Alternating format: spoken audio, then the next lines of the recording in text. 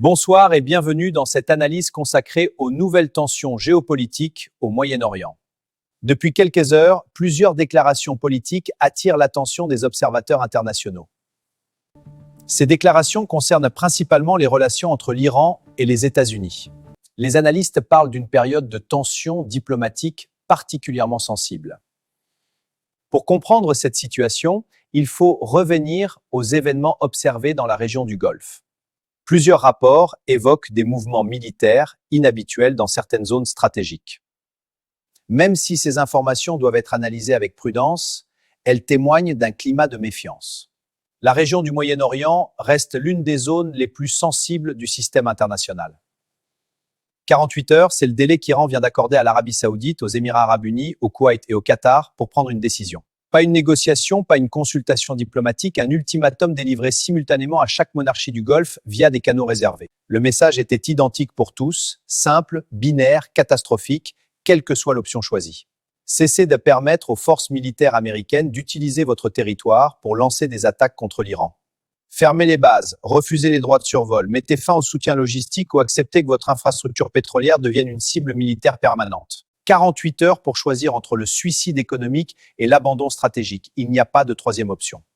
L'Iran l'a précisé clairement, nous ne demandons pas votre coopération. Nous vous informons des conséquences de votre choix. Choisissez l'Amérique, vos champs pétroliers brûlent. Choisissez vos champs pétroliers, l'Amérique s'en va. Le Golfe tel qu'il existait il y a quelques semaines, celui où les monarchies équilibraient leurs relations, a disparu et ne reviendra pas. Les représentants iraniens ont délivré des messages identiques aux dirigeants du Golfe via des canaux réservés. Le message était direct, votre territoire est utilisé pour lancer des attaques qui tuent des civils iraniens. Des avions et drones américains opèrent depuis vos bases et pistes, et les réseaux logistiques transitent par votre territoire. Chaque opération vous rend belligérant, pas neutre, et les belligérants paient le prix en temps de guerre. Vous avez 48 heures pour mettre fin à l'utilisation militaire américaine de votre territoire. Passez ce délai, et votre infrastructure pétrolière sera détruite méthodiquement, complètement et irréversiblement. Pas vos bases militaires, vos champs pétroliers, vos raffineries, vos terminaux d'exportation, vos pipelines, tout ce dont vous avez besoin pour produire et exporter votre pétrole. Nous le détruirons méthodiquement, complètement et irréversiblement et vous ne pouvez rien faire pour nous en empêcher. Les monarchies du Golfe ont immédiatement compris 3 choses. Premièrement, l'Iran ne bluffe pas. Les 2 dernières semaines l'ont démontré. Les installations pétrolières saoudiennes ont déjà été attaquées, les raffineries koweïtiennes également. Deuxièmement, les défenses américaines ne peuvent pas protéger toute l'infrastructure pétrolière du Golfe. Un seul champ pétrolier saoudien, Ghawar, compte plus de 800 têtes de puits réparties sur 280 km. Troisièmement, le délai de 48 heures est réel. L'Iran n'engage pas une négociation, il en termine une. Et différer est en soi un choix qu'Iran interprétera comme le choix de l'Amérique. Passons en revue ce que chaque option signifie réellement, car ce n'est pas un puzzle diplomatique. C'est un piège binaire où les 2 portes mènent au désastre. Option 1, choisir l'Amérique. Les bases américaines restent, les opérations continuent, l'Iran frappe vos champs pétroliers. La production pétrolière chute de 10 millions de barils par jour à 0 en 3 mois. Les revenus pétroliers chutent, l'État ne peut plus financer les salaires ni les subventions. Les Émirats Arabes Unis font face aux mêmes calculs stratégiques et économiques. Le Koweït et le Qatar subissent le même processus. Infrastructure pétrolière vulnérable, choix impossible. Option 2, choisir le pétrole. Dire à l'Amérique que les bases doivent fermer et les survols sont refusés. Les forces américaines ont 30 jours pour partir. L'Iran cesse d'attaquer l'infrastructure pétrolière. Le pétrole continue de couler, l'économie survit, mais l'alliance américaine prend fin définitivement. L'Iran devient le garant par défaut et l'influence iranienne s'étend vers chaque capitale du Golfe. Les monarchies passent de 70 ans d'équilibre à une dépendance directe à l'Iran. Et l'Amérique perd le Moyen-Orient, non pas par guerre, mais par le choix stratégique des États du Golfe. Voici ce qui rend cet ultimatum stratégiquement brillant. 48 heures ne laissent pas de temps pour négocier. Les États du Golfe ne peuvent pas coordonner entre eux, chaque pays décide isolément sous pression temporelle. Chaque pays doit agir avec information incomplète. Ce n'est pas de la diplomatie, c'est de la coercition optimisée. Chaque jour compte, 48 heures suffisent pour imposer un compte à rebours simultané sur toutes les monarchies du Golfe. Les États-Unis n'ont pas le temps de déployer de nouvelles défenses ou de renégocier des garanties. La physique et la géométrie rendent la protection des champs pétroliers impossible avec les systèmes existants. Le champ de Gawar s'étend sur des centaines de kilomètres avec des centaines de points critiques impossibles à couvrir totalement.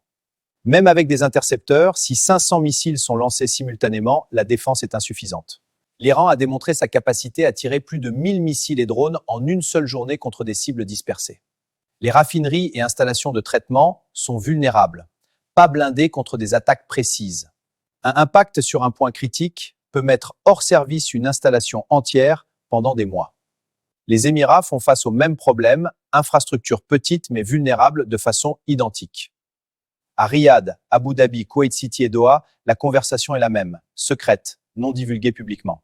Les monarques posent à leurs chefs militaires et renseignements « Pouvons-nous survivre si nous choisissons l'Amérique ?» La réponse est non. Impossible de défendre l'infrastructure pétrolière contre une campagne soutenue de missiles iraniens. Les défenses américaines sont déjà épuisées, les intercepteurs en baisse et les systèmes d'alerte dégradés. Deuxième question, pouvons-nous survivre si nous choisissons l'Iran et perdons l'Amérique? Économiquement, oui, le pétrole continue de couler, l'argent arrive. Stratégiquement, non, dépendance iranienne. Nous devenons des dépendances iraniennes. Notre politique étrangère devient celle de l'Iran. Notre sécurité dépendra entièrement de la bonne volonté iranienne. Troisième question, que se passe-t-il si nous choisissons l'Amérique et que l'Amérique perd? Nous obtenons le pire des deux résultats, infrastructures pétrolières détruites et économie effondrée. L'Amérique, ayant perdu la guerre plus large, se retire de toute façon. Nous avons fait le choix loyal et n'avons rien obtenu en retour, sinon la ruine. C'est la question qui tient chaque monarque du Golfe éveillé en ce moment. Les 2 dernières semaines ont montré ce que personne ne voulait voir, l'Amérique pourrait ne pas gagner. Les défenses américaines ont été dégradées et les forces ont subi des pertes. Les groupes de porte-avions américains se sont repositionnés plus loin de la menace. Ce ne sont pas les actions d'une armée dominante, mais la réalité stratégique d'une région vulnérable. Si l'Amérique ne domine pas maintenant, à quoi ressemblera la situation dans 2 mois? La diplomatie traditionnelle nécessite du temps et des intermédiaires, mais le calendrier iranien empêche toute négociation. Il n'y a aucun intermédiaire crédible ni compromis possible pour sauver la face. La demande de l'Iran est binaire. Les forces américaines s'en vont ou votre pétrole brûle.